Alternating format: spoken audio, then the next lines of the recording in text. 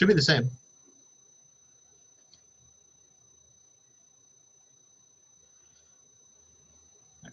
And also today we are going to be wrapping up Chapter 8, Section 4.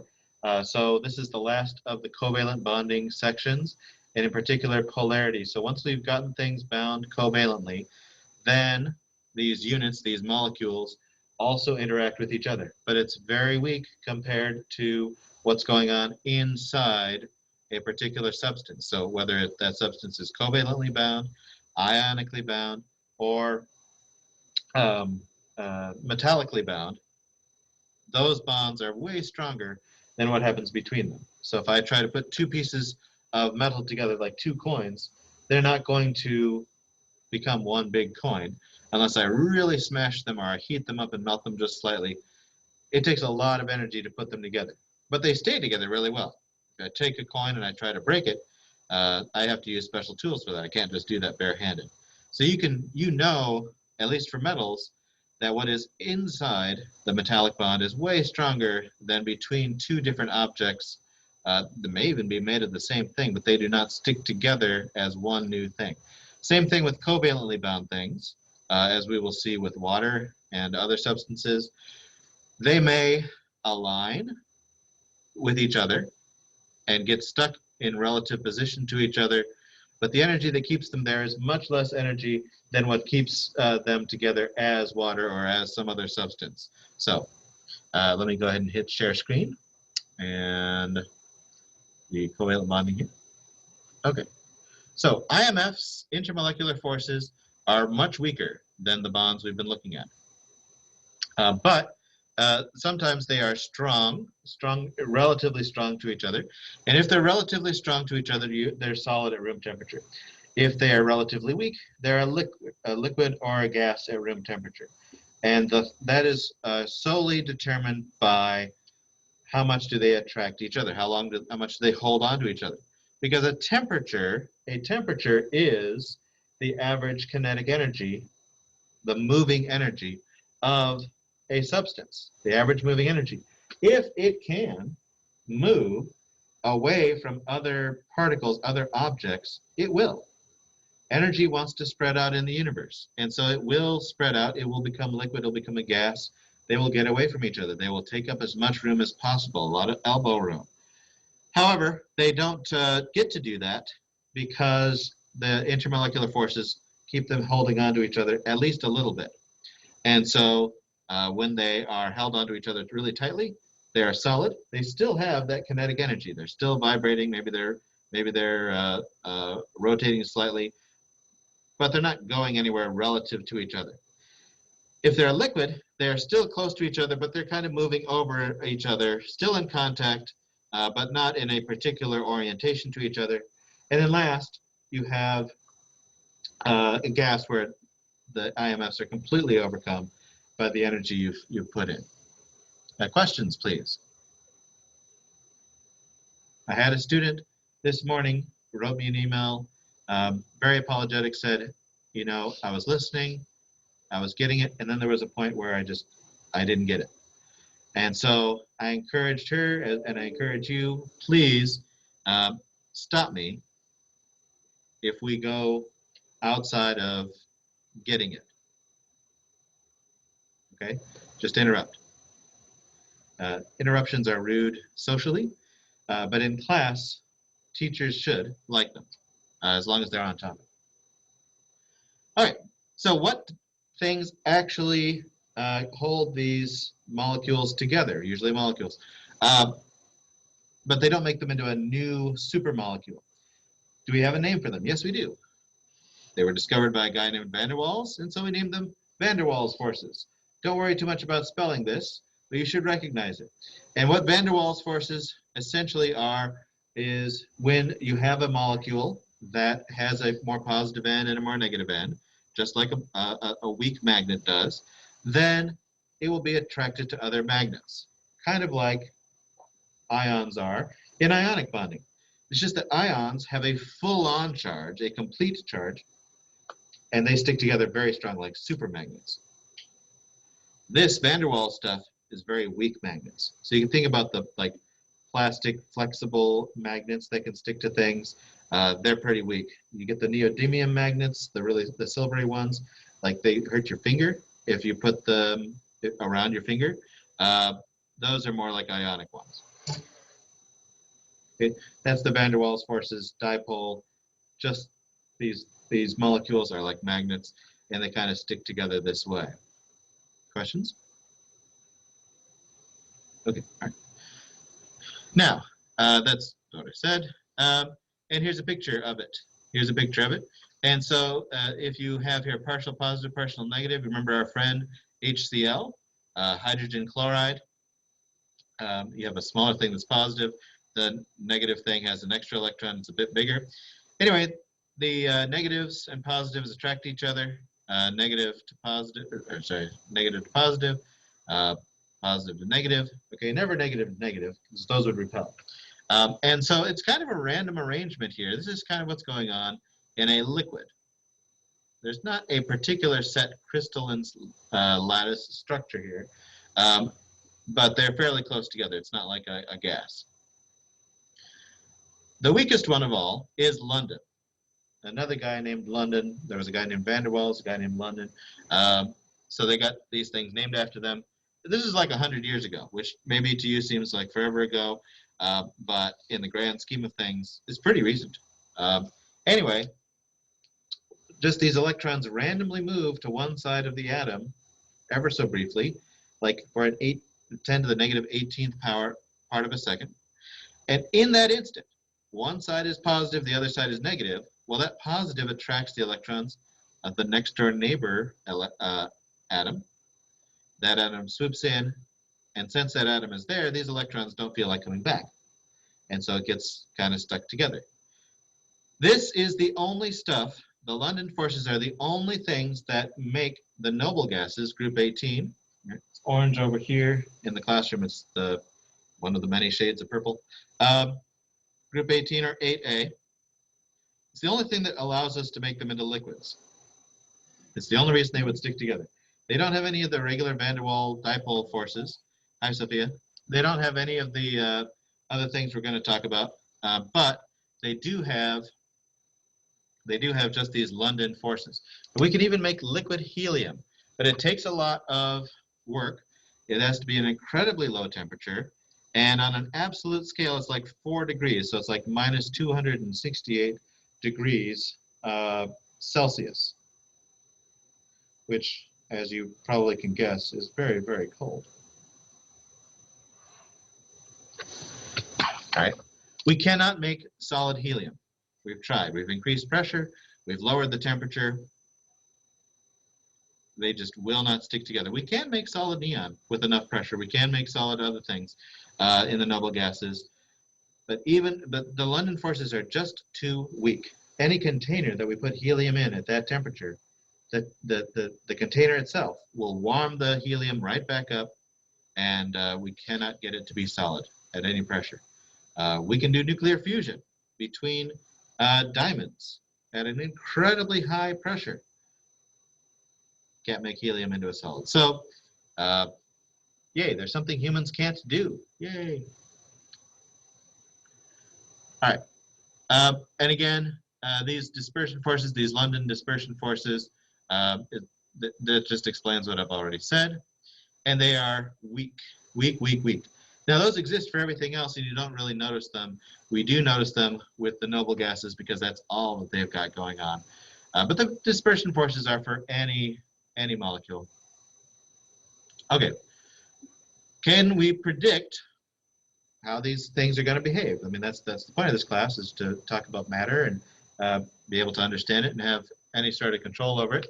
Well, the lighter things, fluorine and chlorine, those lighter halogens, they are not going to have any dipole interactions either, because as a gas, they have two of the same element. There's no dipole moment. There's no electronegativity difference.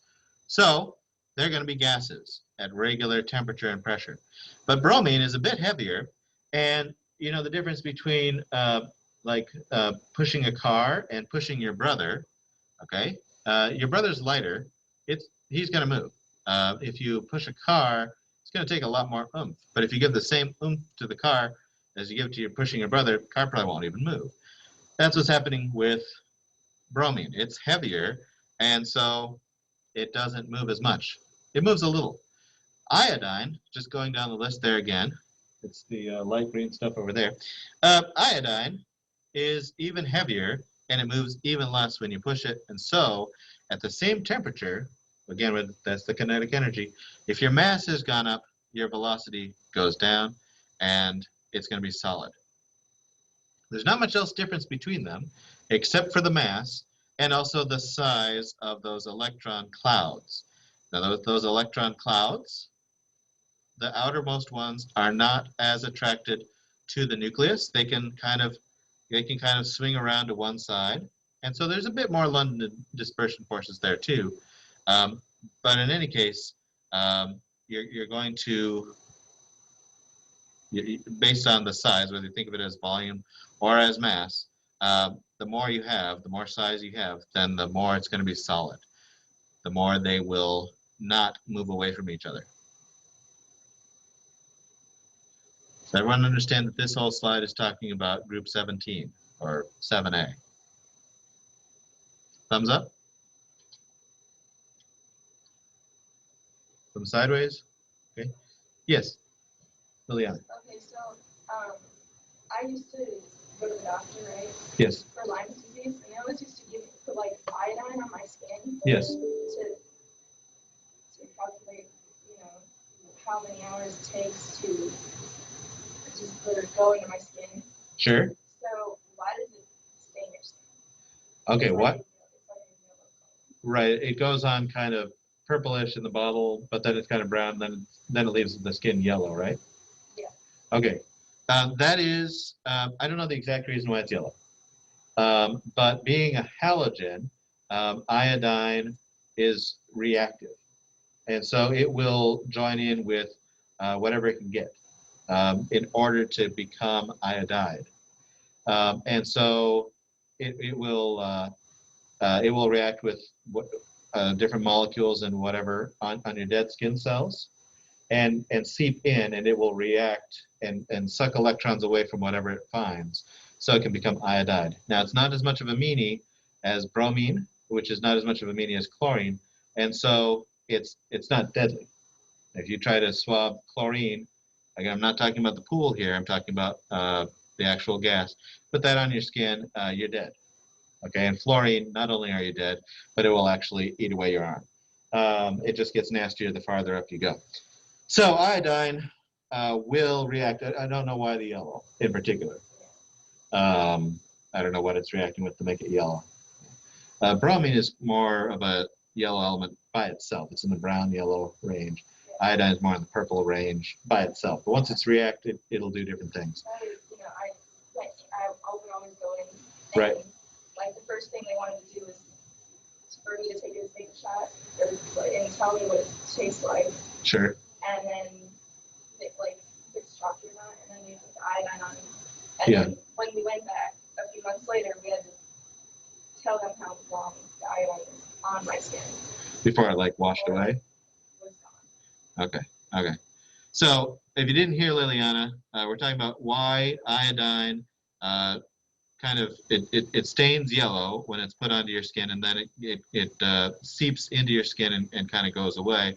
And I don't know all the medical chemistry that's going on there, except I do know that iodine is very reactive, and also because it does become iodide, then it's water soluble, and so the water in your body will kind of dilute it, and eventually it'll go around through your whole system and eventually out of your body.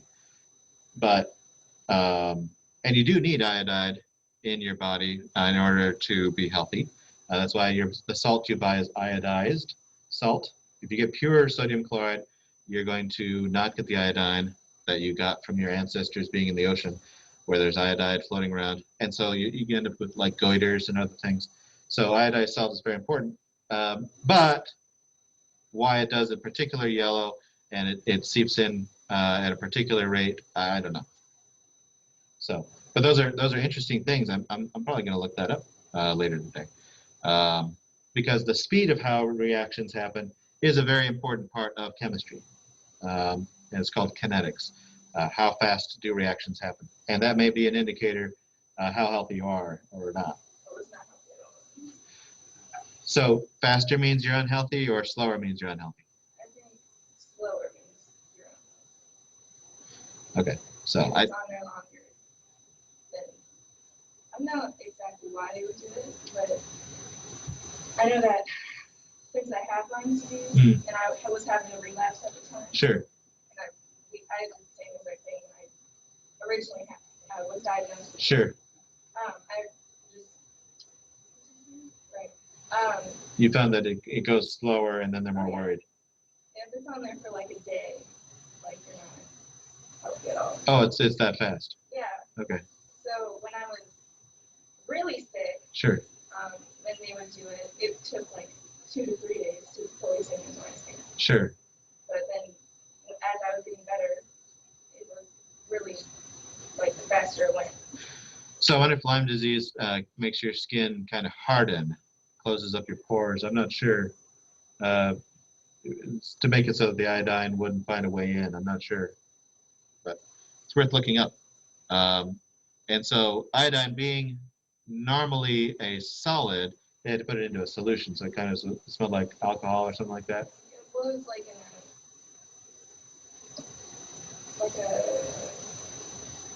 what is it called? It dropped onto my skin. Oh, like a dropper? Yeah, like on my forearm. Sure, yeah.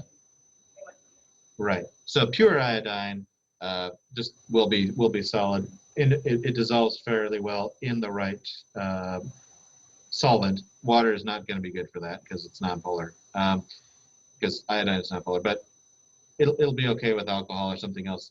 And so the alcohol also absorbs into your body really well too. And so if it doesn't take the iodine with it, again, I don't know physiologically what's going on there, but the doctors have found, I presume, anyway, unless they're quacks, they've found that there's a correlation.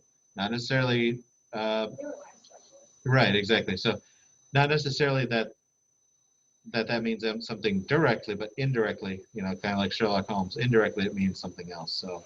So I don't know exactly what's going on there with that. Everybody got that? Okay, so those of you who are watching this, by the way, in the first period class, we didn't have this conversation earlier, so now you get to see it. Okay, let's see here. Yes, so heavier, more solid. Water is going to have a very strong van der Waals force. In fact, it's so strong we don't call it van der Waals anymore. It's a hydrogen bond, not a bomb, a bond. So really quickly here in the last minute or two, I just want to say that they will do just like in van der Waals, like you saw earlier, except it's going to be stronger. And this is why water can be solid at such a high temperature. 31 degrees Fahrenheit is actually a really high temperature for something this light to be solid. Water is really, really light. It should be a gas at that temperature if it weren't for hydrogen bonding. The hydrogens reach down and get stuck oriented to the oxygen.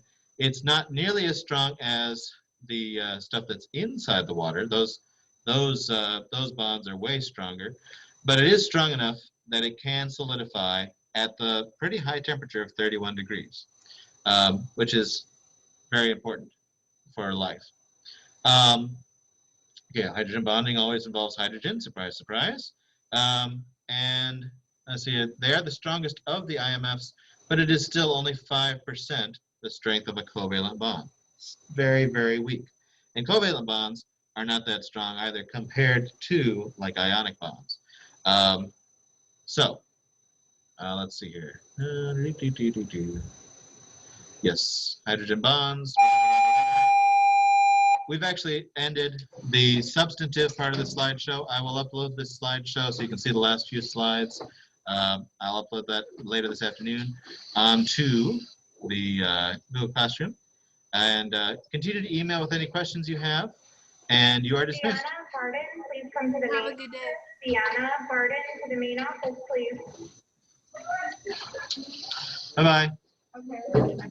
Yes. What I have to redo on QC, because I did get like a 7 out of 8 on both and I'm at 75%, but I want to get back to 8. Yes, you So can should I turn do them in that? for 8. Yep. Okay. Sean Yep. Sanders, Yep. please come to We're the gonna- freshman You office. too. Sean Yeah, Sanders oh, yeah, to the absolutely. freshman office. Enjoy it. Want to make sure you can do the rest of your day well. Yes.